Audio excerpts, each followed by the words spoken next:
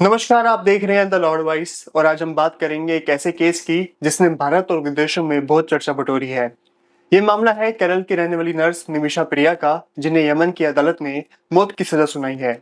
अब पूरे देश में एक ही सवाल उठ रहा है, क्या एक भारतीय महिला को विदेश में फांसी से बचाया जा सकता है?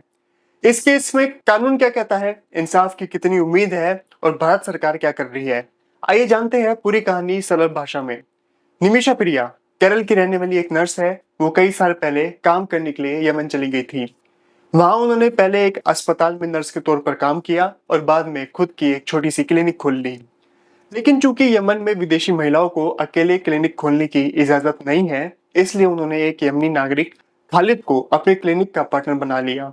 शुरुआत में सब कुछ सही चला, लेकिन कुछ महीने बाद हालात बदल गए।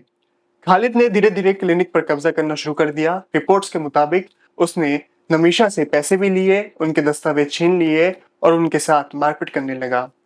कहा जाता है कि उसने उसका पासपोर्ट भी जब्त कर लिया और उन्हें घर में कैद जैसा रखा।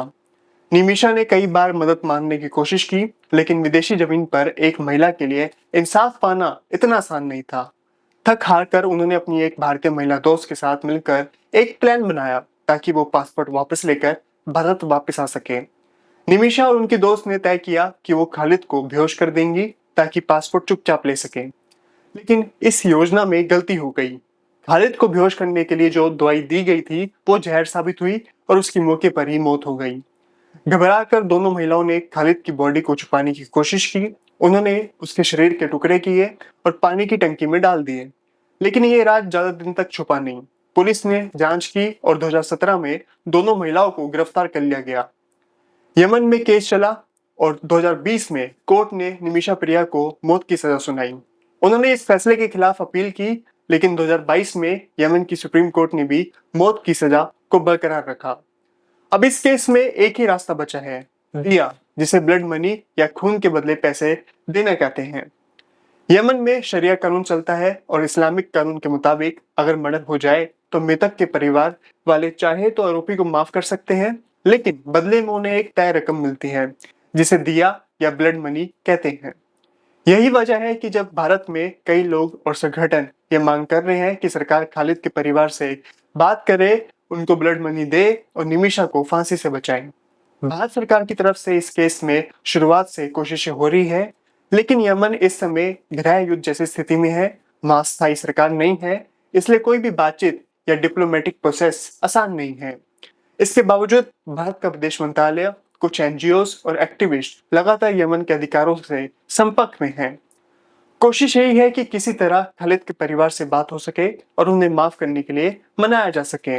इस बीच निमिषा की मां ने कई बार प्रधानमंत्री नरेंद्र मोदी से अपील की है। उन्होंने मीडिया से बात करते हुए कहा है कि उनकी बेटी ने जानबूझकर मर्डर नहीं किया है, वो बस अपने देश लौटना चाहती थी और अपनी जिंदगी वापस पाना चाहती थी। उन्होंने कहा कि एक महिला को अपनी जान बचाने के लिए जो भी करना पड़ा वो किया, लेकिन अब उसे माफ कर देना चाहिए। 2024 में ये मामला भारत के सुप्रीम कोर्ट तक पहुंच गया। कुछ सामाजिक कार्यकर्ताओं और डॉक्टर्स ने कोर्ट में याचिका लगाई, जिसमें उन्होंने कहा कि उन्हें यमन जाने की अनुमति दी जाए ताकि खालिद के परिवार से मिलकर माफी मांगी जा सके और ब्लड मनी की पेशकश की जा सके। सुप्रीम कोर्ट ने केंद्र सरकार से पूछा है कि क्या वह इस पर विचार कर सकती है।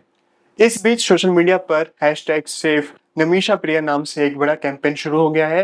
ट्विटर, फेसबुक और इंस्टाग्राम पर लोग भारत सरकार से अपील कर रहे हैं कि एक भारतीय नागरिक को बचाया जाए। डॉक्टर्स के संगठन, महिला आयोग और ह्यूमन राइट्स ग्रुप भी इस मुहिम में शामिल हो चुके हैं। उनका कहना है कि निमिषा कोई पेशेवर अपराधी नहीं है, उसने जो किया वो एक हादसा था, एक महिला के आत्मरक्षा का मामला है। अब सवाल ये उठता है कि क्या खालिद का परिवार माफ करने को तैयार है? मीडिया रिपोर्ट्स बताती है कि फिलहाल खालिद का परिवार ब्लड मनी के लिए तैयार नहीं है, लेकिन उम्मीद अभी भी जिंदा है। अगर भारत सरकार और एनजीओ मिलकर एक ठोस प्रयास करें तो शायद माफी मिल सके। इस केस से हमें कई सबक मिलते हैं। सबसे पहले, जब भी कोई भारतीय विदेश जाए तो उसे उस देश के कानून, नियम और लोगों के बारे में पूरी जानकारी होनी चाहिए। दूसरा, महिलाओं की सुरक्षा और मदद के लिए विदेशों में भारत सरकार को एक मजबूत सपोर्ट सिस्टम बनाना चाहिए। और तीसरा, जब भी कोई भारतीय नागरिक विदेश में फंसता है तो हमारी सरकार को समय रहते दखल देना चाहिए।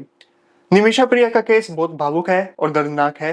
एक महिला जो सिर्फ अपने भविष्य के लिए विदेश गई थी, अब वहां वो फांसी की सजा का इंतजार कर रही है। क्या उसे माफी मिलेगी? क्या भारत सरकार उसकी जान बचा पाएगी? क्या इंसाफ का रास्ता अब भी खुला है? इन सवालों के जवाब आने वाले समय में मिलेंगे, लेकिन आज हम सबको ये सोचने की जरूरत है, क्या एक गलती के लिए किसी की जान ले लेना ही आखिरी रास्ता है? अगर आप इस मुद्दे पर अपनी राय रखना चाहते हैं तो नीचे कमेंट करें। क्या निमिषा को माफ किया जाना चाहिए? क्या उसे दूसरा मौका मिलना चाहिए? अगर आपको ये जानकारी अच्छी लगी हो तो वीडियो को लाइक करें, शेयर करें और द लाउड वॉइस को सब्सक्राइब जरूर करें।